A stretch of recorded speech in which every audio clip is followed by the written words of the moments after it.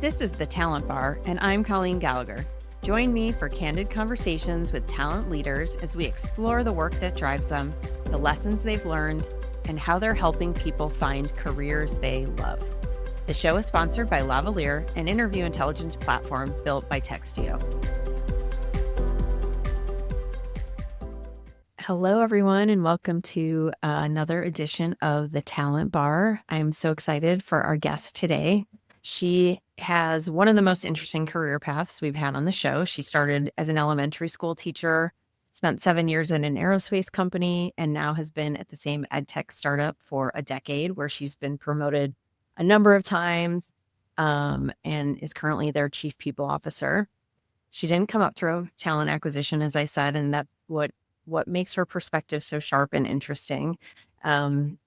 When she needed to build a recruiting function, she took the sales pipeline model and applied it to TA, and it worked. So we're going to talk about that. She has a really strong point of view on culture fit, why it matters, even though sometimes that term can get, can be a little polarizing. So we'll dig into that a little bit more. And just really excited to talk. So she is the Chief People Officer, as I said, at Prodigy Education. Sarah-Jayne Lehtinen, welcome to the show. Thank you so much. It's a pleasure to be here. I love to start off just talking specifically about your views on recruiting, and by asking, like, what is the one thing or one action that you think sets the best recruiters apart from the rest? Yeah, I think that's a great question. And I debated this idea because there are so many great things, I think, that set good recruiters apart. But I think the one that I really love to see the most is an openness to experimentation, where the best recruiters and the best recruiting teams treat hiring like a product. So always testing, always learning, always iterating, just not being tied to about how things have been or how things have always been done, and just being willing to challenge your own playbook, not just the candidates in front of you. And so I think that from an individual perspective, but also from a company perspective, there's a lot of benefits. From a company perspective, I think when you have a recruiter or a recruiting team that can do this, it can also just help you to raise the bar over time, which I think is really exciting. Yeah. How do you think about identifying for something like that when you're hiring recruiters or when you've hired them in the past? Well, I do love situational behavior style questions. So whether it's, I don't necessarily what would you do if, but very much, tell me about a time when. And so I think, you can definitely pull that mindset based on how they've approached different challenges in the past. I also, even though I know many TA folks disagree with me, love a good case study, and not one that, you put out there and somebody's investing 8 to 12 hours of unpaid personal time into. But, just balancing the tell me about a time when with an actual situation that does come up within the business where you can work through that together to understand how they think and how they approach as they're talking through that. Yeah, I'm a big fan of those as well. I mean, we typically use some sort of project or I guess we would call it an assessment, but it's not an assessment in the sort of standard nomenclature around like somebody's actually taking a test or doing a questionnaire. It really is more of a project, but I do think it helps understand sort of, it's less for me when I talk to candidates, it's less about what the output looks like, although obviously that's important. You want it to be, it shouldn't be, we've had people who have given us things that are very sloppy. And so obviously that's not a good first step, but it's really more about okay, how did you approach this? Like, what was surprising about it? What didn't, and I think it just gives them a little bit more of a real world thing. And frankly, when I hired recently for a chief of staff role, it was something that I wanted them to do for me when we, when they took the role. So, it also gives the candidate sort of a view into the day of the life and how you speak with, the other folks internally. And I guess on that topic, do you all or have you all considered doing work trials? No, not considered it, but not seriously, but discussed the idea 100%. I think the model that we've leaned into more is hiring freelance or on contract where there was. So it's not like a true work trial, but it is in the same way to where like the position can be converted to full time.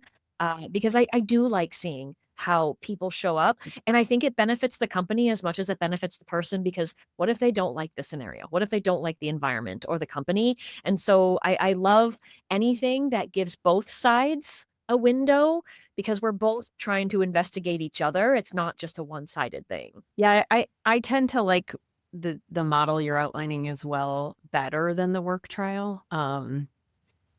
In terms of like it being a 1 or 2 day quick thing, because of the fact that it does tend to disrupt somebody's, maybe if they're in an existing role or you want them to be on site, it can be a little bit, I don't know, disruptive is the word that comes to mind. But yeah, we've hired some folks on a, contract to hire sort of basis as well, and that's generally worked out better. I also like the freelance model as well, only because, the person doesn't have to walk away from their position. So, depending on how casual or how serious they are in exploring a new role, they can still do their full-time job as long as it's not contradicting their employment agreement, of course, but they can still do that, and they don't have to walk away from the guaranteed income to try it out, see if they like it, and then make the move if it feels like the right fit. I guess going back to sort of the project or some type of work that you might use, how are you thinking about that in the age of AI, and what's the approach you've taken in terms of what can and can't be done around AI in that process? So I think, being able to create a product leveraging I have no issue with that as long as you can speak to it. And so, because again, and maybe even case study is not the right term, it's just the term that I use. Yeah. Maybe project is better, but at the end of the day, like it's about how they show up to the interview and the conversation that we have in the interview and how they're able to speak to it. And so I think, if you can do a whole bunch of work product with AI, use that well, but then speak to it, edit it, make sure that there aren't quality issues with the product that you're doing. At the end of the day, that's the goal. AI is part of our society now and part Yeah. of the way we work. And so I wouldn't want to spend all my time or my team's time sussing out whether they did it themselves or leveraged AI as opposed to do they understand the work? Do they Yeah. understand the topic and the content? Yeah. Totally agree.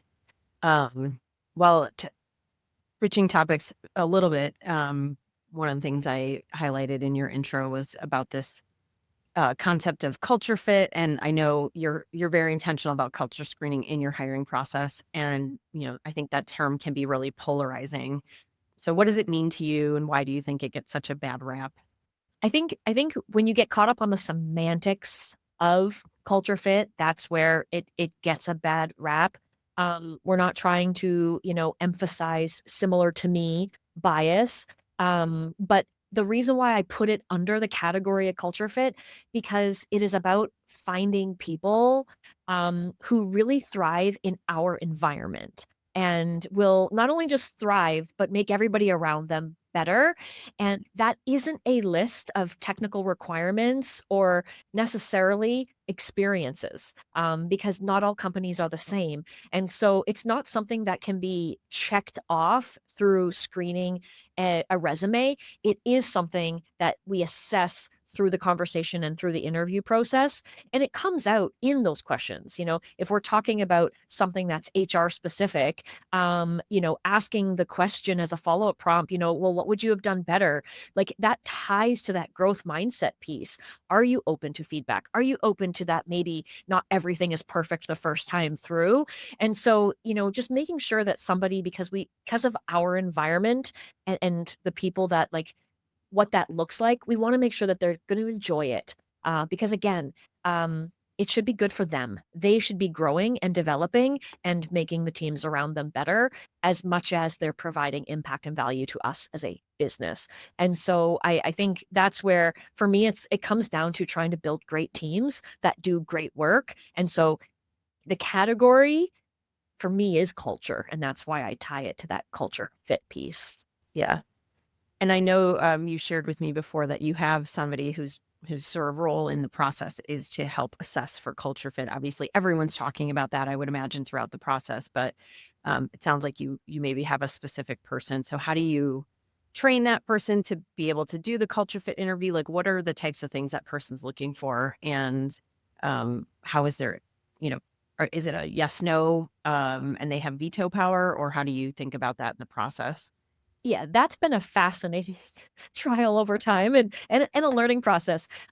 It started with when we were really small, the CEOs interviewed everybody. And then the CEOs went from like handling not the top of funnel, but every other stage of the hiring process to they were kind of at the tail end or the final say.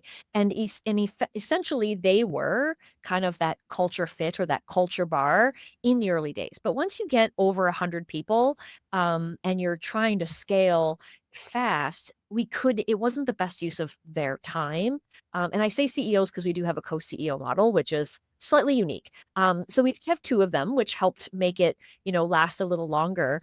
But I hired an individual to come on and understand how the CEOs think. And so his whole job at first was to calibrate himself to the CEOs because they set the tone for the culture and how we're going to work.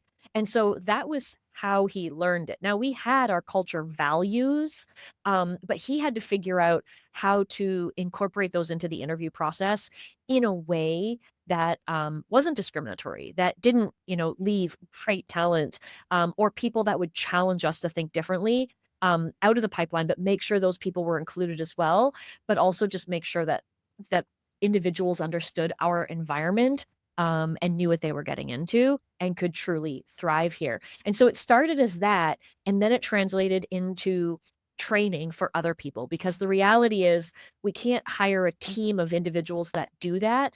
And so it is slightly modeled off of the like Amazon bar raiser model of, those having those dedicated people who understand the culture and who know how to assess for it and have good interviewing skills to be able to, be that lens in the interview process. And as we've grown, we're constantly looking at how do we modify this and improve this. So we've tried a lot of different things along the way.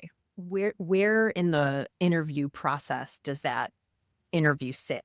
Like, do you do it a little early so that you don't waste time going through like a panel of, multiple interviews? Like, where do you actually slot it in? So we have what we've called culture value probes. So we make sure that everybody at every stage of the interview is assessing for it so that if any flags are raised, we can dig in at the next level. But the actual culture piece comes at the end of the process with the goal of it is veto power, but they're doing it to a smaller subset. And so the people that get there are the people who have already gone through a few stages. Do you ever get surprised by, Sometimes. yeah, what, Yeah. where do you think, like, what comes up? Are there any like patterns or things that you've noticed about, what leads to that?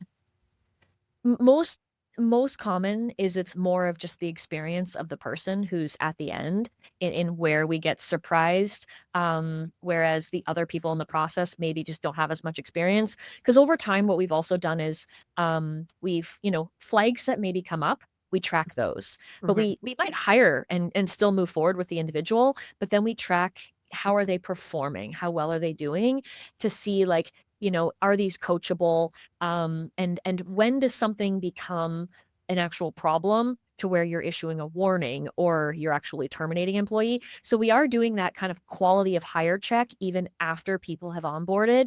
And so what we might call a yellow flag, which we would still move forward with the hire, it doesn't move to a red flag unless we've had multiple people who have had that flag go through and end in a termination scenario. And so it really is about time and experience Yeah. to really understand the pattern recognition, which is where the training piece is so critical. Yeah.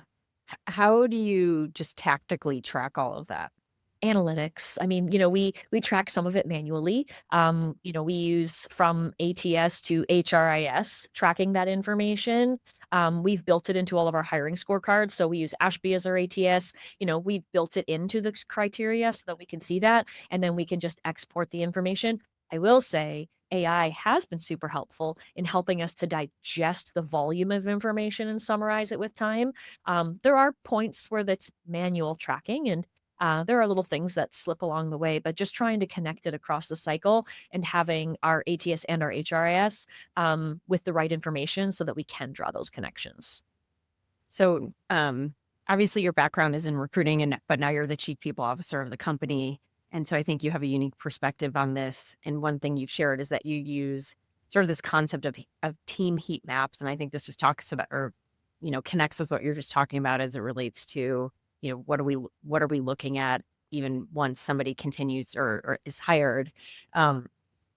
With these heat maps, you're looking at which teams are delivering and why. Like, what have you learned about that and what makes a team actually work well together? Yeah, I think it's a combination of like technical skills that can be learned and soft skills. And every team has a different context. And so understanding the context and the challenges within the team is also important.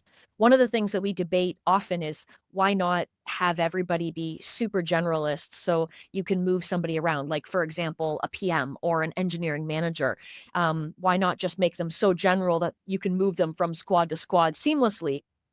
But each team has unique challenges. Like some of our teams have been around for a lot longer. Some of them are, focused on feature delivery. And so you might need a stronger bend towards experimentation versus a team that maybe works really close with the CEO, and stakeholder management is a really important skill. And so because every team has its unique context, we track not just individual performance against our role descriptions, which are like those technical competencies, but we do look at our culture values, or we call them our core company competencies, where it's not necessarily a value, but it is something that you need to be successful. Like communication and collaboration are the two most common things that come up because we're in a classic squad matrix model. And so looking at how an individual tracks on in their personal growth sets them up for how their manager coaches them so that they can perform better. But then looking at that team or that squad, like how are they functioning? Which squads are the fastest? Who delivers highest quality? And understanding some of the dynamics there is a really important piece because we have seen when you move people around the difference that can make. We did this analysis, I think it was about a year and a half ago, and we swapped just a few people within squads, and then we tracked, and all of the squads improved their performance and their delivery. But they were also happier. So, because like we use our engagement survey. We call it our experience survey because it tracks multiple different factors beyond just engagement, but we look at the team effectiveness, and we look at, manager effectiveness, and we look at all these separate buckets. And when you see a team become happier because they're working with a different group that just kind of clicks and they're able to improve their performance, who doesn't want to perform? It makes everybody happier. And so it is really neat when it works well, but it does take time. It takes time to define everything. It takes time to figure out how to measure everything, how to track everything. And then even when you make a change, it takes time for that team to go through that, morning, storming, norming, performing. But like everything takes time. But I think one of the reasons why I've been here for a decade now is because I work in a company that has a high experimentation culture. So getting to do this, there is enough time. And so being able to see how this has progressed over time is exciting. I'm a very sort of linear thinker, operationally focused in a lot of ways. And so when I hear you talking about this, I love the fact that you get some signal and some data after you're able to do this and really look at the output. When you talk about getting the data and looking at quality of hire, right? That tends to be this like mirage of a metric that everyone has a really hard time getting to because, I think there's just so many qualitative inputs that have to go into something like that. How often are you doing the culture surveys? How often are you doing performance reviews that help? It sounds like you're getting a lot of data through those types of things. So, like, how often are you examining those? So experience surveys, we will do anywhere between 3 to 6 times a year, depending on the context of the business. And so it's not a just because it's March we have to run this. We look at the context of the business, what is happening. If we know like don't want it to be too close to something positive or negative because that will influence it either way. Or maybe we just made a big change. So we do want to get a read on that. But we want it just far enough to where the initial emotions are past and it's a true steady state read. So it does vary year over year, and we look at what the business is doing before just launching it. Um, we do performance reviews where like we're not just so we do feedback monthly, but like we do like a talent review where we ask certain questions and calibrate on a 9 box 2 times a year. We've experimented with 4, and that's too much. So 2 times a year seems to be the right balance to get that input. And then squad health checks we do quarterly because that's been a good read. But then from a pulse perspective, so all of that is like your mainstream, like you're onboarded, you're in the groove. But we do have a survey that goes out at 7 days, 30 days, 60 days, 90 days. Only when you've done those are you considered mainstream. And so but all of those connect to each other with just slightly modified questions. And there's an employee lens, but then there's a manager lens as well. And trying to calibrate, I think one of the most difficult variables is every manager has a different perspective of what good look like.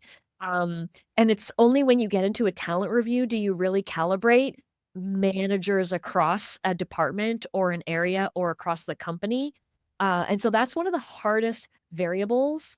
Um, but we do have role descriptions. And so we have role descriptions for every role. And so using that along with all of the other sentiments just collects it collects beautifully into a nice picture. The thing that strikes me as you're talking is in order to get participation in a lot of these types of things, I think that's one of the number one challenges we hear from people is like the rate of responsiveness, either in a pulse survey or an employee engagement survey or performance reviews, and how much time and effort people want to put into those, tend to be a little bit better than even what you get from like interview feedback. But it sounds like, generally speaking, and correct me if I'm wrong here, you're getting decent participation from employees across the organization. And so what's your secret? Like, how are you getting that? Because that tends to be a big challenge that I hear from folks.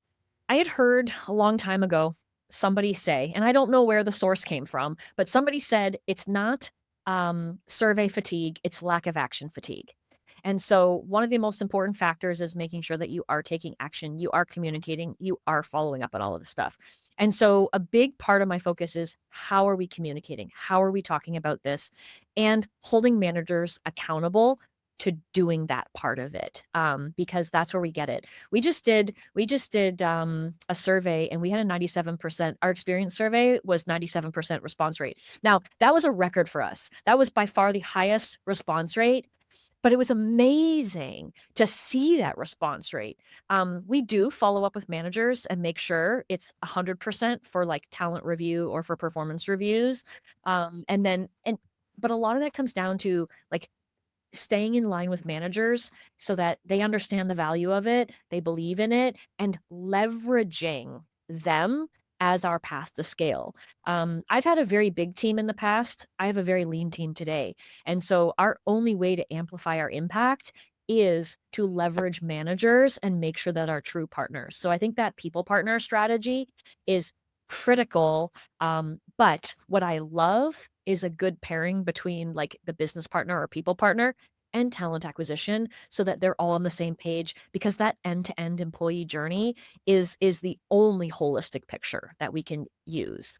And so I breaking down the silo that I think just naturally creeps in between TA and HR has been a constant focus as well. Yeah, I feel it was probably 6 months ago when I kept seeing all this chatter on LinkedIn around TA should be completely separate from HR, and it just kind of blew my mind because I was like, You're just not doing it right then," is my hot take on that is, y you know, you need to be pairing those people more closely together, not separating them out into silos because it's silly to think that, you know, I mean, you have to hand that process, there's just so much intertwined there, especially I think as we think about concepts like raising the talent bar and hiring for the skills that are going to make the team better, which is sounds like is a huge focus for you all.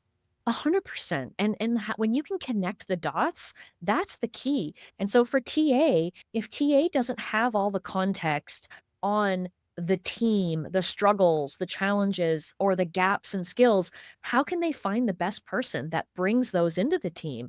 And then likewise, again, so many things are coachable. And so choosing to hire somebody, you still have to make sure you're coaching them in whatever, gaps may come up in the interview process.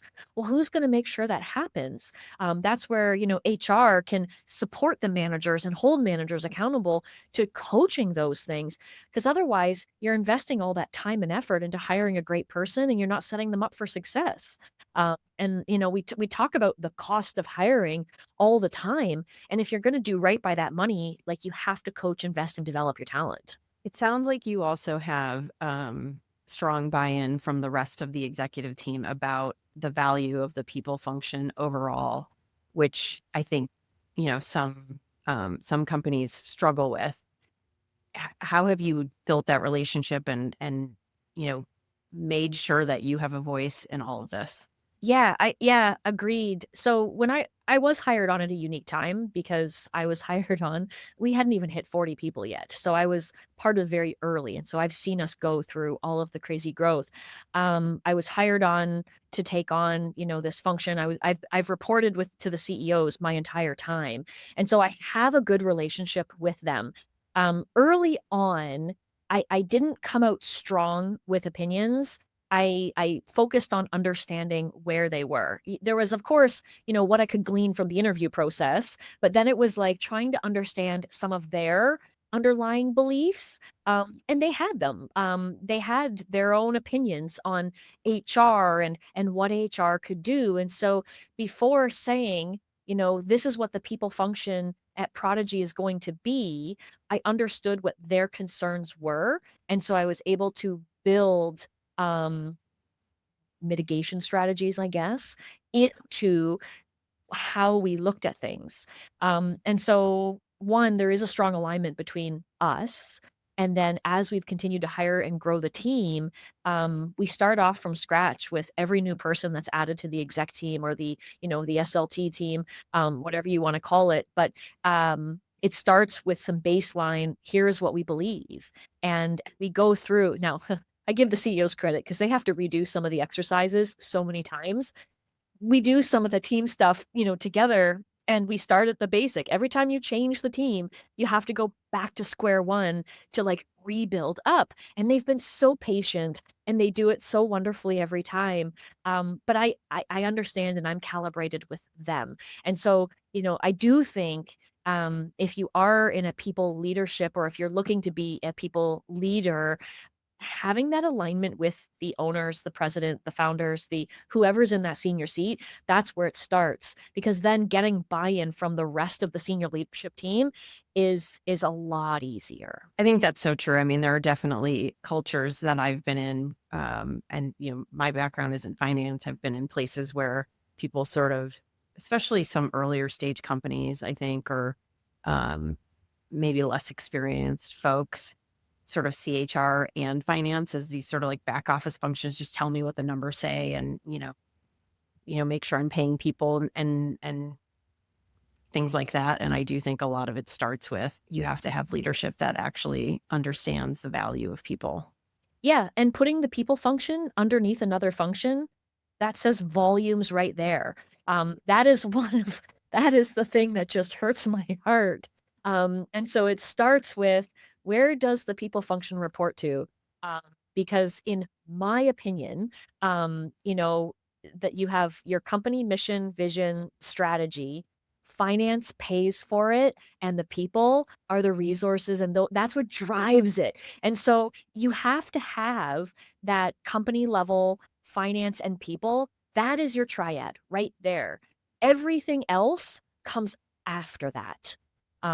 We worked with a company when we were working through some org stuff, and we actually we changed the structure of our town halls or all hands, whatever you call them, um, to be exactly that, where it starts off with, the CEO strategy vision, and then it talks about, the financial picture of the business, where are we at? And then we talk about core people things before we talk about product. Um, Again, to just show that that's how important all of these things are. I love that. Such a good framing and way to think about it. We do something similar, although now that you say that, I'm like, I hadn't thought about it as intentionally as you just outlined, but I think that's very smart of you all to do it that way and makes a ton of sense. I guess one question, I mentioned this in my intro.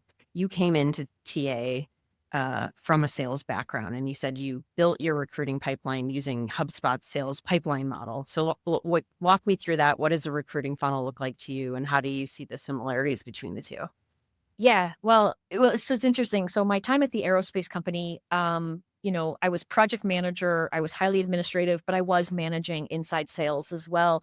And so, I think some of the most complicated, relationships is that inside outside sales dynamic.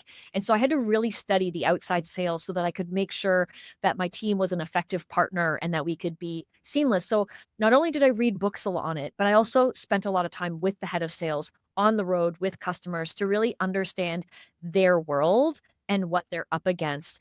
And so then when coming into this role and now having building up a talent acquisition funnel, it the more you dive into the funnel, like it looks a lot like a sales funnel. And so there were so many great correlations. And one of my favorite books is the HubSpot book, Sales Acceleration Formula. Because when you start looking at all of those stages, again, data orientation. I like process, because it speeds up, it helps us know if we're getting better. I like being able to measure all the stages to know what good looks like. And again, are we getting better? And being able, and all of those things help us to move faster and make decisions faster when they're all in balance. I understand process can go too far, all of these things can go too far, but when they're all in balance, we can move faster. And so bringing that idea into the recruitment team, and I had them read the book. And so we started with, let's read the book, let's understand, and what are some of the things that you see? How does it relate? And we started with just what did we see was different? What did we see was the same? And so it was a conversation. It was a book club turned conversation that got us into this. But it was such a fun and different way of thinking it. They all thought I was nuts at first. Um, until I read the book, and when we started talking about, like, of course, it's not exact, but it's taking the principles that you can apply, and it helped us to really understand our funnel.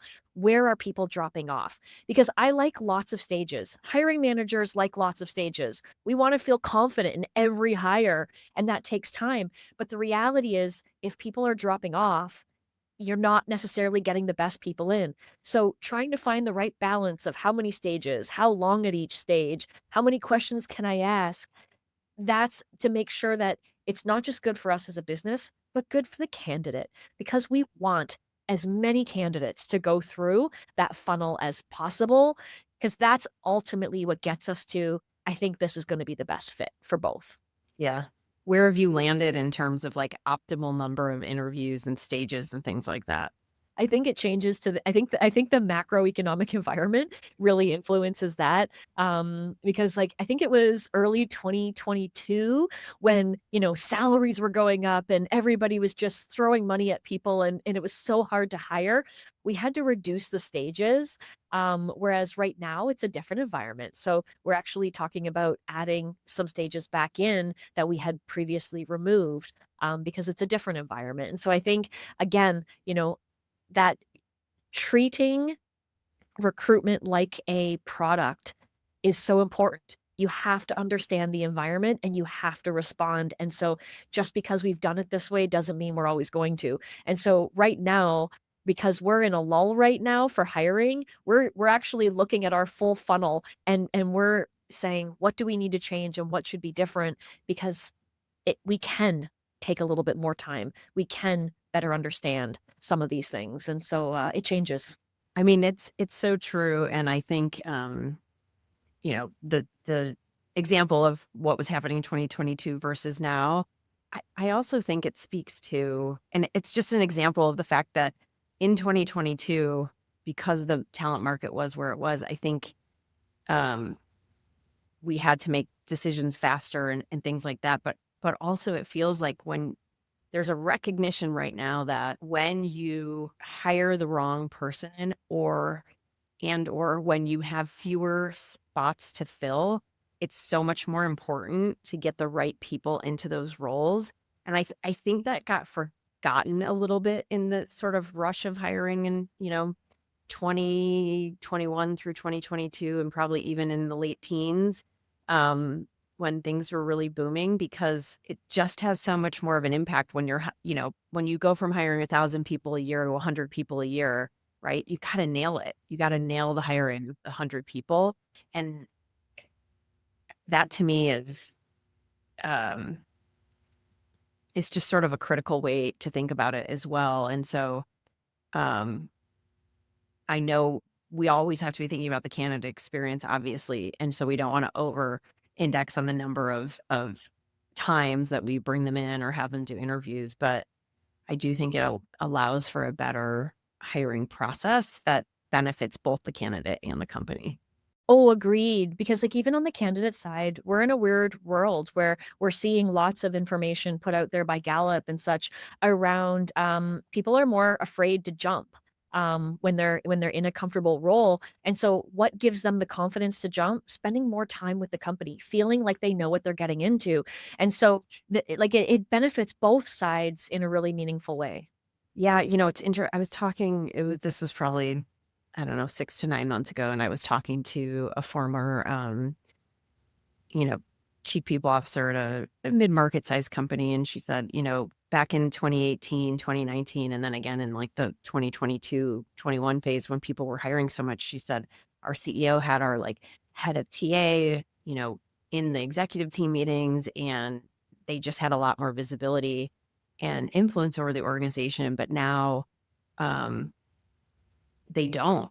And I just thought that was like the wrong thing to do, is because you're still hiring people. Like you actually need to be more thoughtful and specific and have the influence of the CEO when you're hiring fewer people, because it just matters so much more to the ability of the company to achieve their goals. Yeah, agreed. Agreed. Okay, shifting topics a little bit. I mentioned in the top, you were an elementary school teacher. So how did we get here? Yeah. I mean, I've always loved people and so, why I chose elementary education was honestly a product of my environment at the time. I was a classic teenage girl babysitting, I was refereeing soccer, working in summer camps, and so, that big life decision of what are you gonna go take at school comes up and it's like, I love kids, and so Yeah. why not go be an elementary teacher? And I did spend 4 years in the classroom, and I loved it. I did not leave because I didn't love Yeah. education, which is a very different environment from where we are today in the world of education. But when all my credentials were American and I'm Canadian, and so when my husband and I decided to move to Canada, I had to submit all my credentials to the Ontario College of Teachers, and so I took a contract position because in Canada mat leaves are very long, and Yeah. so 12-month contract mat leave positions were a thing. So I was filling in for a mat leave, and I fell in love with business. All of the things that I loved about working with children, helping them be successful. In education, we talk about you never want to solve the problems for the kids. You're teaching kids how to solve problems Mhm. so that they can grow in their independence and they can do things on their own and they can gather knowledge and all of that applies in the workplace. But it's funny when it's adults, suddenly white glove experiences, become a focus where it's like, but we're not teaching them. And so therefore we're not amplifying the Yeah. impact.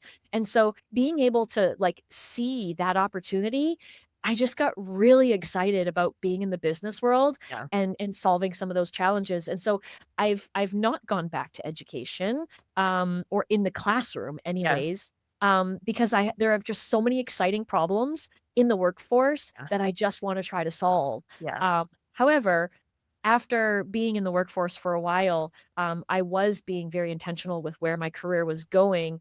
And when the opportunity for Prodigy came up and I saw this opportunity to build from scratch, the high growth, the scale, w a lot of, blank pages to get to really define, but it was in the world of ed tech, Mhm. to be able to, bring my 2 worlds of now business and education together, it was exciting. And so that was a very intentional decision, and I've loved it. And I understand some of our users' challenges because even though I was only in the classroom for 4 years, Yeah. I have had some of those experiences. And so it's been neat. Although my experiences were so long ago, it's becoming less and less relevant as I age, I suppose. Um, but it's fun. It's fun Yeah. to see. And Yeah. I still this day, I love the challenges on the people side. And I wouldn't trade it to go back for anything. But I do love being in the ed tech space. Yeah. Yeah, I mean, I have to imagine it's so helpful, having especially in the company and the role that you're in, like you mentioned it earlier when you were at the aerospace company and you went and traveled with the head of sales to learn more about what they were facing. Like having 4 years in a classroom gives you a ton of context, whether, maybe it is a little bit outdated, but it still gives you a lot of knowledge to help, build this company that others may not have. So that's really unique. I love that story. Um, one of my favorite questions to ask as we close out is if you met yourself one day after graduation, what advice would you give yourself? Nobody believes me today, but when I graduated from university, I was very shy. I was, very timid, and there's nothing wrong with that. I still have moments of that in me, um, but I was so afraid of putting an opinion out into the world, afraid of the response, afraid of the reaction, and honestly, I mean, my husband has been a huge factor that's helped me to grow, you know, training me through debating over anything and everything. Um, but then also my entire career, I've reported into either head of sales or founders or CEOs. And so like there's a personality there. And so, I would love to tell myself to not be so afraid to throw an opinion out there in the world. And so today I really, and maybe I've gone too far the other way. But I love the strong opinions loosely held where, yes, I can change my mind, but I find people operate better when they have something that they can break apart or iterate or make better. And so having the confidence to throw an opinion out into the world, to then collaborate to form it into the best idea, that's what I would want to tell myself. Because all of the things that I held back just out of fear of criticism, when it's like, no, you're part of the process of making something into the perfect idea. That's the exciting part. And so I wish I had figured that out sooner because it's been a very long journey. Well, we appreciate you sharing your opinions on this show. I've learned a ton and it's really great to have, learn about your perspective, especially like I said, somebody coming up through the TA path, even though, with a very unique way of getting there and all the way through leading the entire talent function or as a chief people officer. So really appreciate you sharing all your opinions with us today. And thanks for being here. Thank you. And thank you for having me. This has been a really fun conversation. If people want to find you, what's the best way to find you? LinkedIn, Yeah. I'm there. Yeah. Awesome. Well, thank you again for joining us. And thanks to everyone who is listening. If you laughed or learned something today, please tell a friend about the show. And thanks again for joining. See you next time. And that wraps up another episode. Thank you so much for joining. For show notes and other episodes, visit us at thetalentbarpodcast.com. The Talent Bar is sponsored by Lavalier, an interview intelligence platform. Lavalier goes beyond basic note takers to improve your ability to assess candidates with AI-powered interview questions, summaries, and transcription. With Lavalier, you can finally hire with speed and confidence.